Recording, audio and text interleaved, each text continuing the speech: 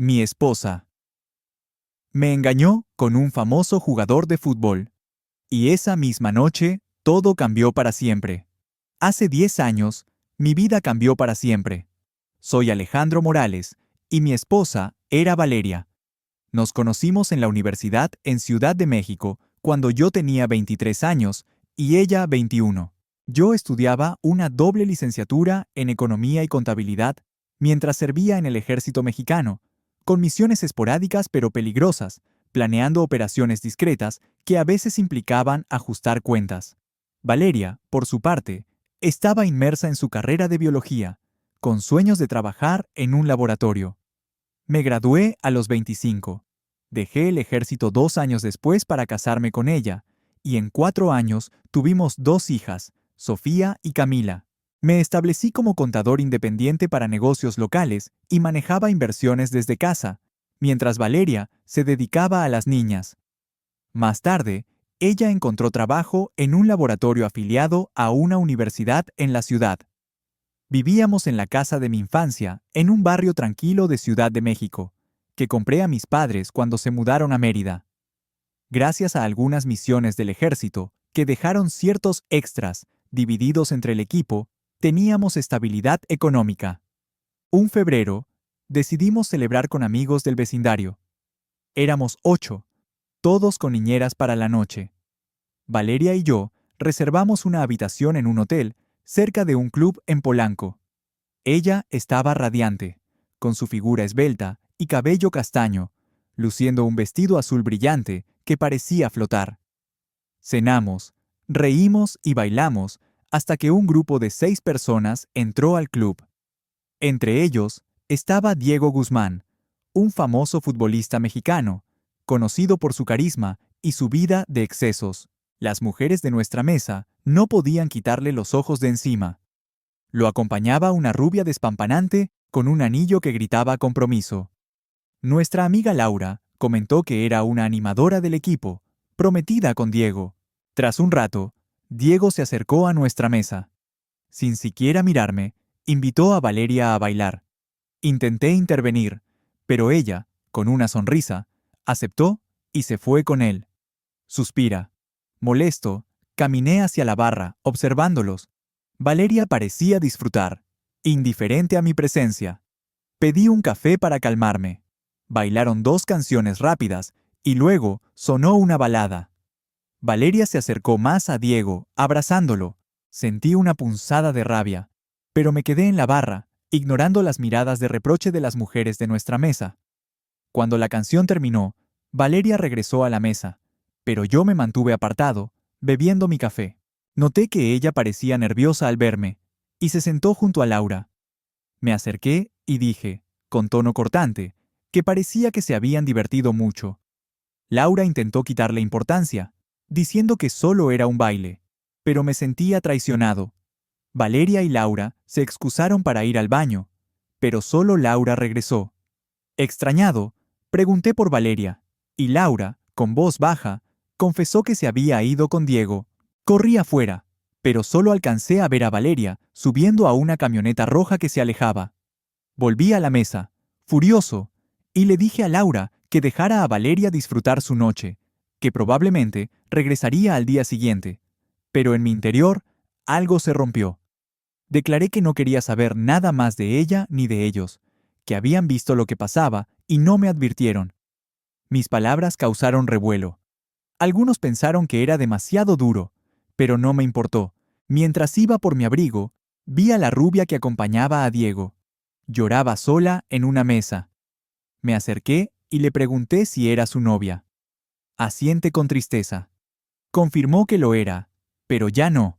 Dijo que Diego la había llevado a su casa en la colonia Roma y que le había prometido no hacer esas cosas tras su compromiso. Con lágrimas, añadió que probablemente terminaría con Valeria por la mañana y la llevaría a casa. Le di mi tarjeta, le dije que me llamara si necesitaba algo, y me fui. Ríe suavemente. A pesar de sus lágrimas, sonrió. Recogí mi abrigo, dejando el de Valeria, y fui al hotel. Tomé mi maleta, dejé la suya y cancelé la reserva. Mientras conducía a casa, un plan tomó forma en mi mente. No era la primera vez que enfrentaba una traición. En el ejército, la claridad en momentos así me había salvado. Estacioné en el garaje, activé el sistema de seguridad y bajé al sótano por una cuerda. Me cambié. Ropa negra, sudadera oscura, tenis viejos, 2 pares de guantes y un pasamontañas. Subí al ático. Até la cuerda a una viga, como en mi infancia, y salí por una ventana angosta. Bajé por la pared. Corrí por el terreno boscoso detrás de la casa. Salté la cerca y llegué al taller trasero. Allí tomé una mochila, calcetines de lana, un cuchillo y un hacha pequeña de una caja de herramientas. Empaqué todo y salí en bicicleta hacia el río, cruzando un puente hasta la calle donde vivía Diego, en la Roma. Identifiqué su casa por una estatua de un balón de fútbol y la camioneta roja. Usé el hacha para romper la ventana del copiloto, activando la alarma. Me escondí tras un pilar del porche. Cuando la puerta se abrió, actué rápido. 2 golpes precisos con el hacha, y el hombre cayó. Entré, cerré la puerta y corrí.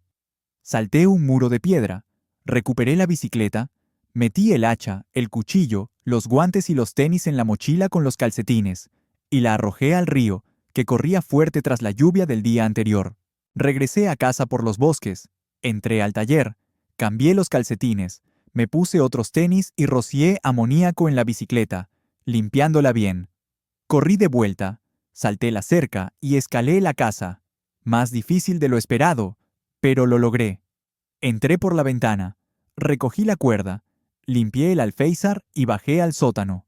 Metí toda la ropa, incluido el pasamontañas, en la lavadora, y me duché 2 veces, asegurándome de eliminar cualquier rastro. Subí con unos shorts, dejé la puerta del sótano abierta para escuchar la lavadora, y preparé un refrigerio con un trago de tequila. Cuando la secadora terminó, guardé la ropa, devolví el pasamontañas al closet y miré el reloj. Eran las 2:50 de la madrugada. Todo, desde que llegué del club, había tomado menos de 3 horas. Bajé al sofá, tomé otro tequila y me dormí. Desperté con el timbre. La cámara mostraba a 2 personas, una mujer afrodescendiente y un hombre blanco con corte militar. Eran policías. La detective Ramírez y el detective Vargas se presentaron, mostrando placas. Pregunté por Valeria, fingiendo preocupación. Me aseguraron que no estaba herida físicamente, pero que Diego Guzmán había sido atacado. Los invité a pasar y pregunté dónde estaba Valeria. Ramírez dijo que estaba en el hospital, en estado de shock.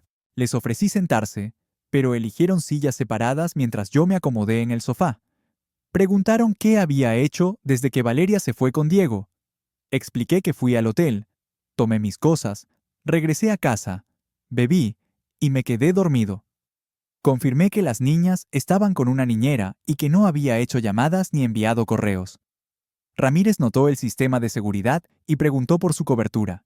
Los llevé a mi oficina, mostré las grabaciones desde las 18 horas hasta su llegada y les di una memoria USB con los datos.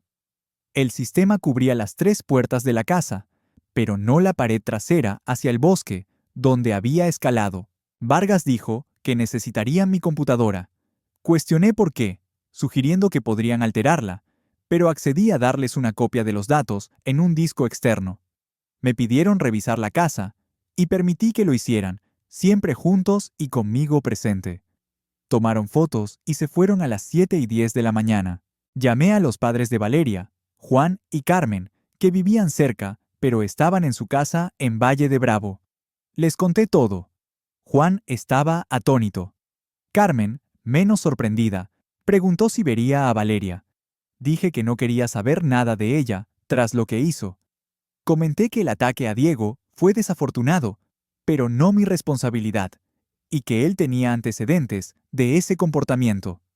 Juan sugirió que me mudara y dejara la casa a Valeria, pero dejé claro que era mi hogar, no propiedad común. Luego, hablé con mis padres en Mérida, quienes también estaban impactados. Mi papá mencionó una noticia sobre el ataque a Diego, pero no me sorprendí. Más tarde, Laura llamó, preguntando por Valeria tras enterarse de la muerte de Diego. Confirmé que estaba en el hospital y reiteré que no quería verla. La conversación se calentó. Laura me llamó insensible y colgó. Me duché, me vestí y recogí a las niñas de la niñera a las 8. Al llegar a casa, preguntaron por Valeria. Les dije que no estaría ese día y seguimos con nuestra rutina. Las llevé a sus partidos de fútbol a mediodía y a la 1:30. Después, comimos helado y regresamos. Encontré mensajes en mi celular silenciado. Uno de los padres de Valeria diciendo que estaba en el Hospital San José sin hablar. Otro de una doctora pidiendo que llamara. Y uno de Laura diciendo que Valeria estaba con la policía, sin responder, y que debería llevar a las niñas a verla. Llamé a las niñas y les expliqué que su mamá estaba en el hospital, emocionalmente afectada, pero no herida. Querían saber qué pasó. Les dije la verdad. Su mamá se fue con un futbolista famoso a su casa anoche. Pensé en ocultárselo, pero lo descubrirían. Alguien atacó al hombre, pero no a ella. Debió verlo, porque está en shock. Dudaron en visitarla, pero las animé a vestirse y fuimos al hospital. Hablé con la doctora Laura Torres, quien explicó que Valeria estaba en un estado catatónico por el trauma. Pregunté si llevar a las niñas ayudaría. Dijo que podría, pero preguntó si yo la visitaría. Expresé mi renuencia, pero accedí a llevarlas si era útil. Nos encontramos en la habitación 3. La doctora, una psiquiatra de unos 30 y tantos, habló con las niñas, explicándoles el estado de su madre. Querían verla, así que las acompañé a la puerta. Valeria estaba en la cama, mirando un televisor con caricaturas. Sofía, la mayor, tocó su mano y la llamó mamá. Camila la siguió, pero no hubo reacción.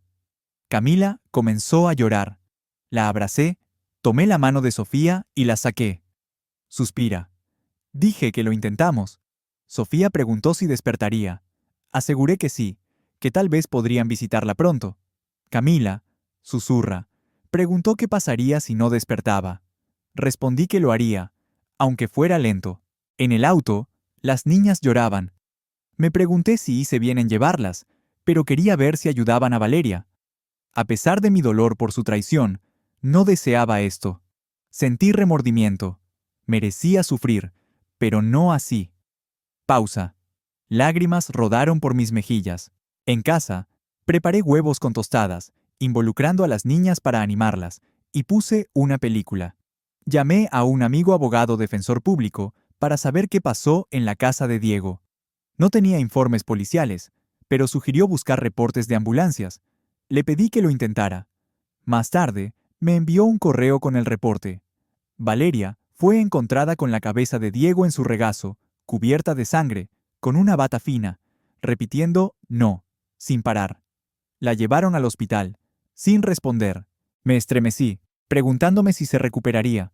Investigué sobre estrés postraumático y estados catatónicos por shock. La recuperación era posible, pero el trauma podía durar años.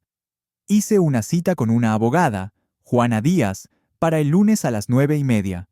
El domingo, intenté calmar a las niñas, asegurándoles que su mamá volvería, pero necesitaría ayuda. Me pregunté qué pensaría Valeria de mí.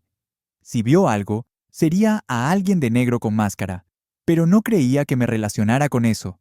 El lunes, tras dejar a las niñas en la escuela, seguí las noticias. No mencionaban a Valeria, solo que Diego estaba con una mujer casada durante el ataque. Un vecino llamó a la policía por los gritos de ella. Sabía que pronto nos conectarían. En la cita, Juana, una rubia elegante de unos 45 años, escuchó mi relato y vio el reporte de la ambulancia, horrorizada. Le mostré la integridad del video de seguridad y pedí recuperar mi computadora para trabajar. Me pidió un anticipo y llamó a la policía para coordinar con la detective Ramírez. Los días pasaron. Llevé a las niñas a ver a Valeria, que mejoraba lentamente. El cuarto día, la darían de alta. Pidió hablar a solas. Suspira. Las niñas salieron, y ella se disculpó, diciendo que humillarme requería más que palabras. Quería volver a casa, preocupada por las niñas y la prensa. La miré fijamente y dije que era buena para escaparse. Ríe suavemente. Admití que no quería estar cerca, pero por ahora no tenía opción. Dije que no quería que la lastimaran, pero sus actos me destrozaron. Pregunté si había tenido intimidad con Diego. Dijo que estaban desnudos en la cama cuando empezó el alboroto. Supe que mentía. Le dije que no podía confiar en ella nunca más, pero, pausa, admití que aún la amaba. Salí. Arreglé con seguridad del hospital que un auto la recogiera por detrás a las 16 horas. Llegó a casa a las 16:45. Las niñas y sus padres estaban allí. Preparé una cama en mi oficina. Ella dormiría en nuestra habitación. El día fue incómodo. Valeria, su mamá y las niñas jugaron Monopolio. Juan y yo hablamos en el patio. Preguntó qué haría. Admití que probablemente terminaríamos. Dijo que Valeria afirmó que no habían tenido intimidad, pero lo dudaba. Regresamos, comimos pizza y sus padres se fueron. Esa noche, Sofía preguntó a Valeria por qué fue con Diego.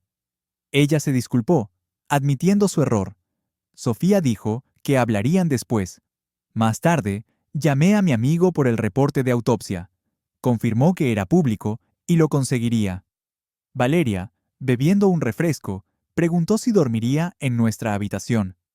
Dije que no, en la oficina. Me invitó a volver cuando quisiera, pero dudé de nuestro futuro. A las 5 de la mañana, recibí el reporte de autopsia. Las lesiones y evidencias confirmaban que Valeria mintió sobre no tener intimidad. 2 días después, me dio un escrito. Describió cómo Diego la cautivó al bailar, cómo la llevó a su casa y tuvieron intimidad. Un ruido los interrumpió. Él salió, y ella vio a alguien de negro huir. Encontró a Diego muerto, y se culpó. Pausa. Me preguntó si era yo. Dije que estuve en casa, bebiendo, lamentando el fin de nuestro matrimonio. Dije que Diego tuvo lo que merecía. Ella lo negó, diciendo que era bueno. Le dije que no podía amarla más, que la persona con la que me casé nunca habría hecho eso. Pregunté si valió la pena. Admití que fue espectacular, pero no lo valió. Dijo que si Diego no hubiera muerto, habría vuelto al día siguiente. Susurra. Murmuré que ella lo mató. Nuestra relación se volvió fría. Decidí no convencerla de mi inocencia ni reparar nada. Temía que, si confesaba, me delatara. Semanas después, pedí el divorcio, solicitando la custodia de las niñas para que se quedaran en casa. No pedí pensión ni manutención, solo visitas libres para Valeria. Ella se mudó con sus padres. Juan pidió que retirara los papeles, pero me negué. Valeria visitó a las niñas al día siguiente. Comimos juntos, jugamos y las acostamos. Quiso hablar, pero dije que no había nada que arreglar por las niñas. Insistió en que lo intentáramos, pero dejé claro que no seguiríamos casados tras su traición pública. Lloró, pero no cedí. El divorcio se concretó con custodia compartida. Valeria alquiló un departamento con una habitación para las niñas. Mantuvimos una relación distante, pero cordial por ellas. 4 meses después, comencé a salir con otras mujeres. Ninguna relación duró, pero me mantuve firme en no involucrarme con casadas. Valeria, según sus padres, luchaba con depresión, pero seguía trabajando. 10 años después, Camila fue a la universidad, y Sofía estaba en su tercer año. Se adaptaron a la custodia compartida y parecían estar bien. Yo tenía una relación estable con Mariana, una mujer divorciada con hijos, a quien conocí en un bar. Nos mudamos juntos a mi casa. Le conté sobre el escándalo con Diego, sin detalles de su muerte. La prensa eventualmente olvidó el caso, y nadie fue arrestado. Un sábado, el detective Vargas visitó mi casa tras jubilarse. Dijo que estaba convencido de que yo maté a Diego, pero que lo merecía. Lo negué, y me felicitó por quien lo hubiera hecho. Ríe suavemente. Pregunté por qué creía que Valeria no lo merecía. Dijo que fue solo una noche, algo que muchas mujeres podrían hacer. Nos despedimos cordialmente. Valeria se recuperó parcialmente. Viajamos juntos a dejar a Camila en la universidad. En el camino, dijo que tenía un amigo con derechos, y confirmé que vivía con Mariana. Susurra. Dijo que ojalá nada hubiera pasado, que habríamos disfrutado ser padres sin hijos en casa. Lloramos juntos. Se mudó con su amigo, pero nunca se recuperó del todo. Yo tampoco, aunque no me arrepiento de haber actuado. Creo que salvé muchos matrimonios, un acto por el bien mayor. Pausa. Pero a veces, en la noche, me pregunto si el precio fue demasiado alto. Han pasado 10 años más desde que todo cambió. Soy Alejandro Morales, y aunque creía que había cerrado ese capítulo, la vida siempre encuentra formas de recordarte que el pasado nunca se va del todo. Hoy tengo 53 años, y mi mundo, aunque estable, lleva cicatrices que no veo pero siento cada día. Vivo con Mariana, mi pareja desde hace una década, en la misma casa de Ciudad de México donde crié a Sofía y Camila. Ellas ya no son niñas. Sofía, de 30 años, es bióloga como su madre, trabajando en un laboratorio en Querétaro, y Camila, de 28, es periodista, siempre viajando entre México y Bogotá por historias que dice, necesitan ser contadas. Valeria, mi exesposa, vive en un departamento en Coyoacán con su amigo, o pareja, no estoy seguro. Nunca volvió a ser la misma tras aquella noche con Diego Guzmán. Y aunque a veces hablamos por las chicas, hay un muro entre nosotros que ninguno intenta escalar. Suspira. No la culpo del todo. Yo también cargué con mis decisiones, aunque nunca se lo dije. Pero hace 2 meses, algo removió las cenizas de ese incendio que creí apagado, y ahora no sé si podré mantener el control como antes. Era un viernes de octubre. El aire fresco anunciaba el Día de Muertos, y las calles de la ciudad empezaban a llenarse de altares y cempasúchiles. Mariana y yo planeábamos ir al desfile en el Zócalo, pero esa mañana recibí un correo extraño. No tenía remitente claro, solo un nombre: Justicia. El mensaje era corto, escrito en un español impecable pero frío. Alejandro, lo que hiciste en la Roma no está olvidado. Alguien sabe. Nos veremos pronto. Pausa. Mi corazón se detuvo. Nadie, ni siquiera Valeria, había conectado los puntos en todos estos años. La policía cerró el caso de Diego como un robo violento sin culpable.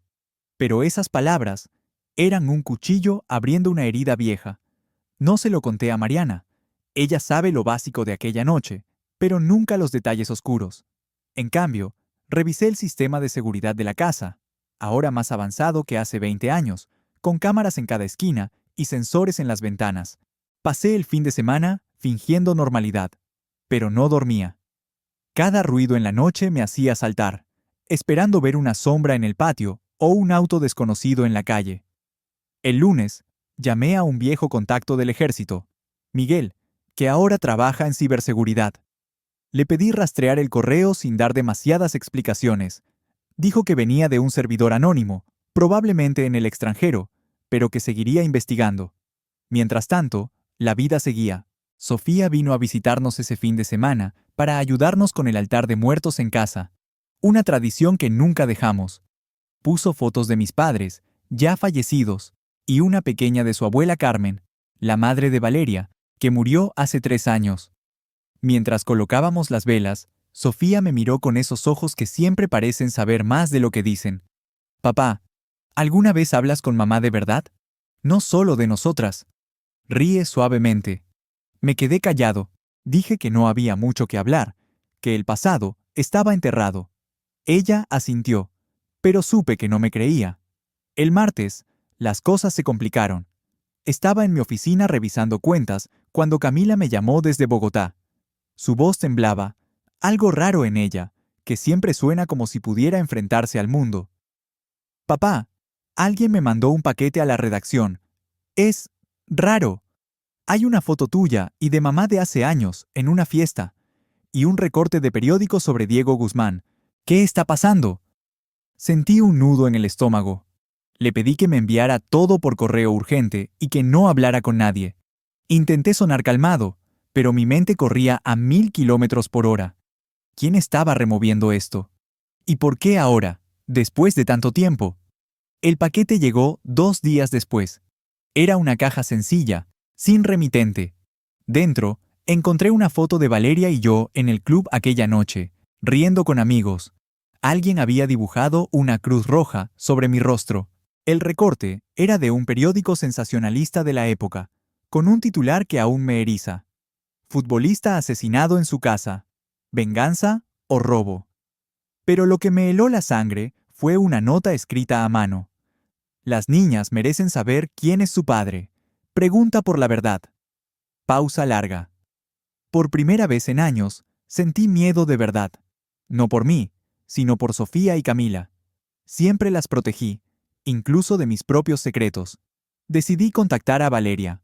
La llamé, y quedamos en vernos en una cafetería en el centro, un lugar concurrido donde nadie prestaría atención. Llegó puntual, con el cabello más gris de lo que recordaba, pero aún con esa chispa que alguna vez me enamoró. Le conté lo del correo y el paquete, sin mencionar la nota. Su rostro palideció. Susurra. Alejandro, ¿crees que alguien sabe lo que pasó? ¿Que alguien vio algo? Le dije que no lo sabía, pero que necesitaba saber si ella había hablado con alguien, quizás sin querer. Negó con vehemencia, pero sus manos temblaban al sostener el café. Nunca dije nada, lo juro, pero a veces sueño con él, con Diego y contigo. No supe qué responder. Por un momento, volvimos a ser dos personas rotas por la misma noche. Esa misma semana, Miguel me llamó. Había rastreado el correo hasta un servidor en Panamá, pero el rastro se perdía ahí. Sin embargo, encontró algo más. Un foro en línea, oscuro, donde alguien había publicado hace 6 meses una teoría sobre el caso de Diego Guzmán, mencionando a un esposo militar vengativo, y detalles que nunca salieron en la prensa, como el hacha y el río. El usuario era anónimo, pero prometía pronto más pruebas. Sentí la rabia crecer. ¿Era un chantaje? ¿Una venganza personal? ¿O solo alguien jugando con el pasado? No podía quedarme quieto. Organicé una reunión con Sofía y Camila en casa, diciéndoles que era por el Día de Muertos, pero en realidad quería verlas, asegurarme de que estaban bien. Mientras cenábamos mole y tamales, traté de leer sus rostros. Camila parecía inquieta, mirando su teléfono más de lo normal. Sofía, en cambio, estaba callada, ayudando a Mariana con los platos como si quisiera evitarme. Después de la cena, las llevé al patio y les pregunté directamente si alguien las había contactado sobre el pasado, sobre su madre o sobre mí. Camila negó rápido, pero Sofía dudó. Suspira. Papá, no es nada, pero alguien me escribió en el trabajo un mensaje raro, diciendo que debía honrar la verdad. Pensé que era spam. No pude contenerme más. Les conté una versión suavizada, que alguien estaba removiendo rumores viejos sobre la muerte de Diego, quizás para hacernos daño. Les pedí que me avisaran si recibían algo más, sin importar lo pequeño que pareciera. Camila me abrazó fuerte, diciendo que confiaba en mí. Sofía solo asintió, pero su mirada me persiguió toda la noche. Sabía que ella sospechaba algo, aunque nunca lo dijera. Los días siguientes fueron una tormenta silenciosa. Contraté seguridad privada para la casa y pedí a Miguel que siguiera investigando. Mariana notó mi tensión y preguntó qué pasaba, pero solo le dije que eran problemas del trabajo. No quería arrastrarla a esto. Entonces, una noche, mientras revisaba las cámaras de seguridad, vi algo que me detuvo en seco. Una figura borrosa, vestida de negro, parada frente al portón de la casa a las 3 de la madrugada. No hizo nada, solo estuvo ahí unos segundos antes de desaparecer en la oscuridad. Revisé las grabaciones una y otra vez, pero no había rostro, no había pistas, solo una sombra que parecía gritar: «Te estoy observando». Al día siguiente, recibí otro correo. Esta vez, incluía una foto de la cuerda que usé hace 20 años, o una idéntica, colgada en un ático que se parecía demasiado al mío. El mensaje decía: «El Día de Muertos es para recordar a los que se fueron y para ajustar cuentas con los que quedan. Nos vemos en el altar». Pausa. Mi primer instinto fue tomar un arma y prepararme para lo peor, como en mis días en el ejército. Pero luego pensé en Sofía, en Camila, en Mariana. No podía dejar que esto las alcanzara. Decidí actuar. Organicé una vigilancia discreta con ayuda de Miguel. Puse cámaras adicionales en la casa y contacté a la detective Ramírez, ahora retirada, para pedirle consejo sin revelar demasiado. Ella me advirtió que, si alguien estaba tan obsesionado, después de tanto tiempo, no se detendría fácilmente. Alejandro, cuida a tu familia, y si hiciste algo, ríe suavemente. Espero que hayas cubierto bien tus huellas. Ahora, mientras preparo el altar para el Día de Muertos, con fotos de mis padres y velas que parpadean en la noche, no puedo evitar mirar hacia la oscuridad más allá de la ventana. Sé que alguien está ahí, esperando. Tal vez es la justicia, tal vez es el pasado, o tal vez solo es mi propia culpa que finalmente me alcanza. Pero si vienen por mí, no me encontrarán desprevenido. Protegeré a mis hijas, a Mariana, y lo que queda de mi vida, cueste lo que cueste. Suspira. Porque al final, todo lo que hice fue por ellos. ¿O no?